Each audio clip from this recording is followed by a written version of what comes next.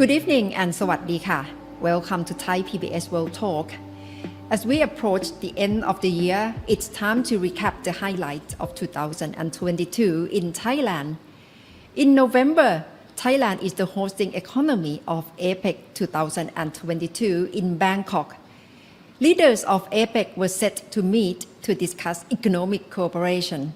It turned out, however, the Ukraine and Russia war was the dominant issue amidst rising concern over the global economy and its performance. International Monetary Fund Managing Director Kristalina Georgieva was in Thailand to attend APEC 2022 in Bangkok. She was also in Cambodia to attend ASEAN Summit and also in G20 in Bali, Indonesia. And then she came to Thailand. I asked her during her time in Bangkok about her key takeaways in attending the three meetings. Managing Director Kristalina Georgieva, thank you very much for joining me and welcome to Bangkok. Thank you. This week must be very long for you. You joined ASEAN Summit in Cambodia, G20 in Indonesia, and now you are in APEC Summit in Bangkok. Can you tell me your key takeaways from this trip in Asia? I'm very impressed by the leadership Asia has provided to the world. 3 summits, ASEAN, G20, APEC, one message. We have to work together. International cooperation matters. My appreciation goes for all 3 summits for focusing on the very complex economic environment for the world and on solutions that come from working together. How do you sense whether the leaders are willing to work together really? What I have seen in all 3 places is a recognition that we are in a highly complex global environment and that leaders must muster the political will to overcome the difficulties they face. And what are the signals? Very good meeting between President Biden and President Xi Jinping sends a powerful signal to the world of these 2 largest economies cooperating. Very extensive discussions on what are the key drivers of difficulty. COVID still affecting the world economy, war in Ukraine. And I want to express my admiration from the president of Indonesia, President Jokowi said, this war must end. And I can see that many in the room have been really in support of this message. What about the message in APEC Summit? Because we all know that the war, Russian-Ukraine war, has become the main dominant focus in the 3 meetings. What's the atmosphere in APEC? The APEC leaders have a high stake in overcoming the risks of fragmentation. Why? Because APEC is particularly significantly integrated and it has benefited from a global economy that functions on the basis of supply chains that link countries, don't divide them. What I heard in the discussions I just had was keen interest in the prospects for the world economy that are quite grim. We expect a global growth to go down to 2.7% next year from 3.4% this year. And this is after we were recovering from COVID in 21, reaching 6.1%. This abrupt slowdown is on everybody's mind.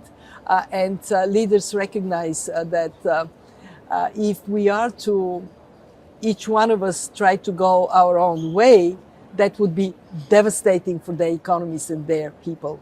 From your IMF perspective, on capacity of IMF, what's the most concerning issue right now for you? The war, inflation, or COVID-19? Well, the war and COVID-19 caused inflation. Why? Because COVID-19 interrupted supply chains and led to push on prices. and the war caused a food and energy price shock. Inflation is indeed top of mind concern. Why? Because it undermines the foundation for growth and it affects poor people most dramatically. So right now at the IMF, we strongly support the independence of central banks to fight inflation until we can see durable decrease in prices. At the same time, we are very mindful that fiscal policy still has to support the most vulnerable people and most vulnerable businesses.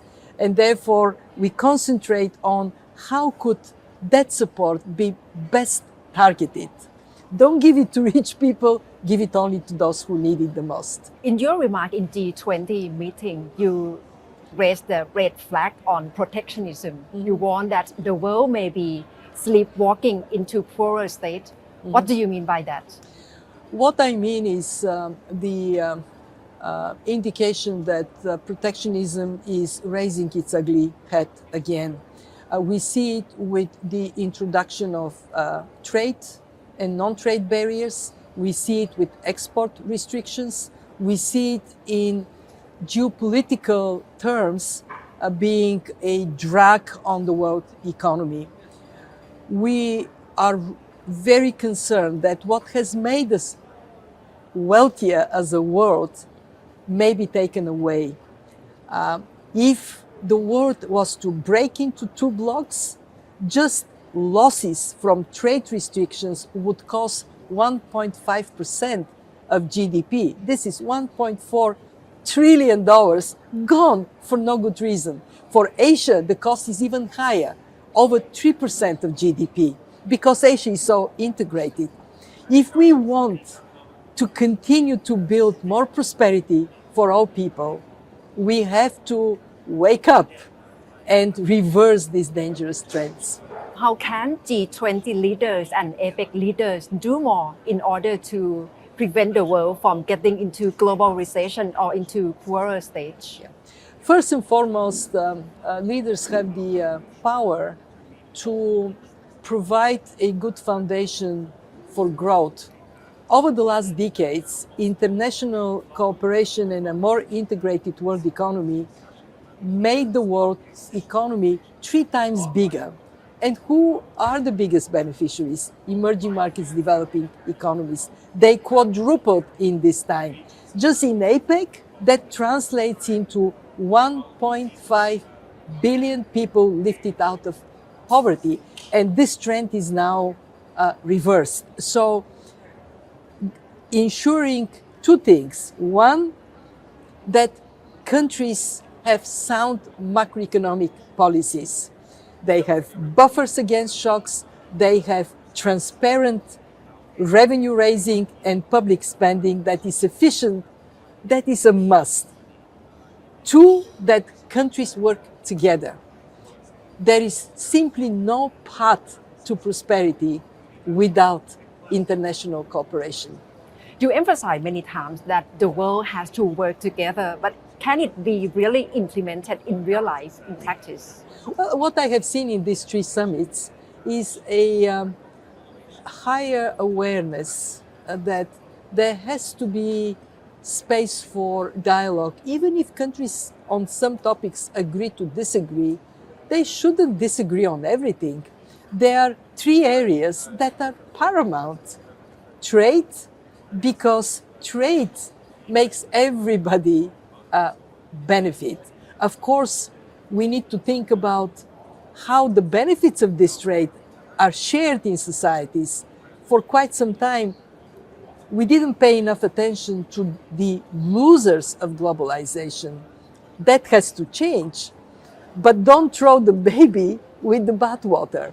And 2, what leaders must do is to drive that cooperation in the area of climate change. Otherwise, the world would be in a dangerous space of humanity risking extinction. This is an existential threat, cannot be addressed by countries working separately.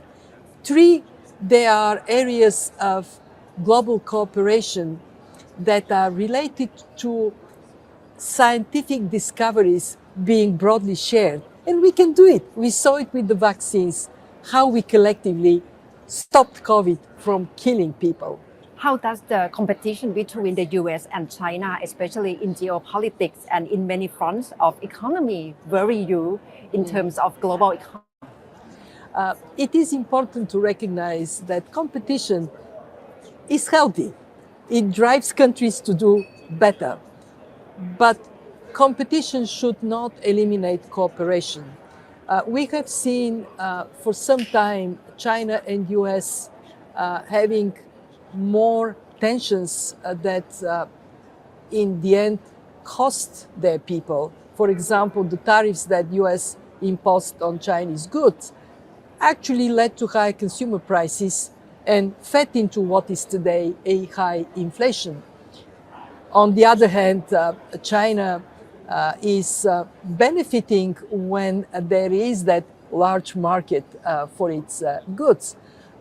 Finding a way to separate objective reasons for competition, for example, the need to diversify supply chains.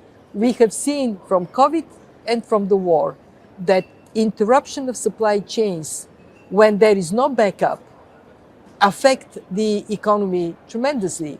So this is something objectively that needs to happen to secure supply diversity for the sake of functioning economy. But that should not lead to a pendulum that swings so far into contagion that in the end the world economy pays a price. With the continuation of Russia-Ukraine war, how can the world economy sustain in this situation? Because right now the whole world is facing with the rising prices of fertilizer, inflation and energy crisis. I want to say that we are particularly concerned about fertilizer prices and overall the issue of food security. Food security is not hit just by the war. It is also hit by climate events. And unless we concentrate on working to overcome, that would mean for hundreds of millions of people the pain of hunger. What I want to pass as a message is that the world needs peace. Ukraine needs peace. Russia needs peace. And the more the world leaders are united on that message, the higher is the chance that we would see an end of the war. Every war in human history ended on the negotiating table, at negotiations. Even the 100 Years' War ended with negotiations. The sooner there is an agreement to end the war, the better for everybody. You are in Southeast Asia. What's the overall prospect of this region in the world economy right now? Well, Southeast Asia is a bright spot on a very dark horizon. Growth of countries, the ASEAN economies, for example, is way above the global average this year, and it would be above the global average next year. But Southeast Asia is affected by the spillovers because when US, China, and the EU simultaneously slow down, we know that 40% of ASEAN export is to these three destinations that inevitably would hurt prospects here. What countries can do is, one, increase collaboration among themselves and trade links so they build more resilience on that basis. And two, I see high prospects of turning the climate crisis into an economic opportunity, as well as making digitalization a trampoline to higher productivity and growth in this part of the world. The main agenda of Thailand as the hosting economy of APEC, Thailand pushed for Bangkok goals and BCG. How do you see that fit in with the future growth of the world economy? It is wonderful because this is exactly the direction the world has to take. We need to recognize that biodiversity and climate, when they're healthy, this is good for everybody. When the development is inclusive, it is good for everyone. When we have open and connected economies, it is good for everyone. So I must say I was so happy to discuss with the Prime Minister how that agenda is a foundation for a better future for the world. And as always, we look up at you to who is the woman leader and the world leader, and you always push for gender equality. So far, how do you think the world has accomplished in terms of gender equality? Well, the story is not so great because during COVID, we have seen in many places a reversal of the trend towards gender equality. Women were the first to lose their jobs, the last to regain them. We have to recognize that for a society to prosper, it needs the talent of all its people, men and women. We at the IMF have taken this to heart.